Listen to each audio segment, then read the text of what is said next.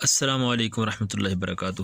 شادی کی رکاوٹ کے 3 روحانی علاج میں سے ایک یہ بھی ہے کہ آپ نے یا حیو یا قیوم یا قیوم اس کو 143 مرتبہ لکھ کر تعویذ بنا کر کنوارا اپنے بازو میں باندھے یا گلے میں پہن لے، انشاءاللہ عز و جل اس کی جلد شادی ہو جائے گی اور گھر بھی اچھا چلے گا۔ آپ نے یہ اس طرح کاغذ ایک لے لیں اور کاغذ پہ جو ہے اس کو لکھیں، کوئی بھی ایک کاغذ سادہ لے لیں، سادہ کاغذ پہ یا حی یا قیوم آپ لکھیں اور 143 مرتبہ اس کو آپ لکھ لیں۔